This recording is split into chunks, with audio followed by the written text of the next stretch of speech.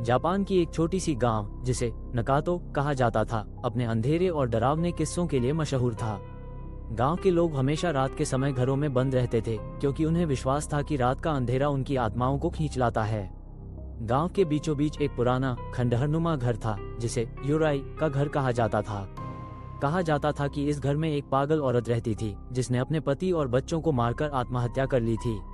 एक रात एक युवा लड़का जिसका नाम ताकेशी था, अपनी जिज्ञासा के चलते उस घर के पास गया। उसने सुना था कि जो भी उस घर के अंदर जाता है वह कभी नहीं लौटता। लेकिन ताकेशी की जिज्ञासा ने उसे रोक नहीं पाया। उसने अपने दोस्तों से कहा कि वह उस घर में जाकर देखेगा कि वहां सच में क्या है। दोस्तों ने उसे मना किया, लेकिन ताकेशी ने उनकी बातों को नजरअंदाज कर दिया और अकेला घर की ओर बढ़ा गया। जैसे ही वो घर के दरवाजे पर पहुंचा, उसने महसूस किया कि हवा में एक अजीब सी ठंडक है। दरवाजा धीरे धीरे खुला और ताकेशी ने अंदर कदम रखा। घर के अंदर अंधेरा था और दीवारों पर पुरानी तस्वीरें लटकी हुई थीं। वो धीरे धीरे आगे बढ़ा और अचानक उसे एक जोर की आवाज सुनाई दी। वो चौंका और पीछे मुड़कर देखा, लेकिन वहां कोई नहीं था। उसकी धड़कन तेज हो गई, लेकिन उसने डर को अपने ऊपर हावी नहीं होने दिया।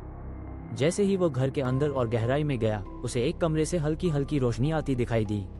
उसने उस कमरे का दरवाजा खोला और अंदर गया। वहां उसने देखा कि एक पुरानी महिला जो सफेद कपड़े पहने हुए थी, एक कोने में बैठी थी। उसकी आंखें गहरी थीं और उसके चेहरे पर एक अजीब सी मुस्कान थी। ताकेशी ने सोचा कि शायद यह वही आत्मा है जिसके बारे में गांव के लोग बात करते थे। महिला ने ताकेशी की ओर देखा और कहा, तुमने यहाँ आने की हिम्मत कैसे की?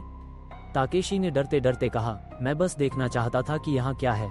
महिला ने हंसते हुए कहा, यहाँ बहुत कुछ है, लेकिन तुम्हें इसे समझने का कोई अधिकार नहीं है। अचानक कमरे में अंधेरा छा गया और ताकेशी ने महसूस किया कि वह अकेला नहीं है। कमरे में कई आत्माएं थीं जो तड़प रही थीं। वे सब ताकेशी की ओर बढ़ने लगीं। उसने डर के मारे चिल्लाने की कोशिश की, लेकिन उसकी आवाज कहीं खो गई। जैसे ही आत्माएं उसके चारों ओर आई, ताकेशी को समझ में आया कि वह अब कभी बाहर नहीं निकल पाएगा। सुबह होते ही ताकेशी का कोई पता नहीं चला। गांव के लोगों ने उसे ढूंढने की कोशिश की, लेकिन वह युराई के घर में खो गया था। अब गांव में एक और कहानी जुड़ गई थी, एक और आत्मा जो रात के अंधेरे में खो गई थी। लोग अब भी उस घर के पास जाने से डरते थे, क्योंकि उन्हें पता था कि अंधेरा कभी भी किसी को भी निगल सकता है।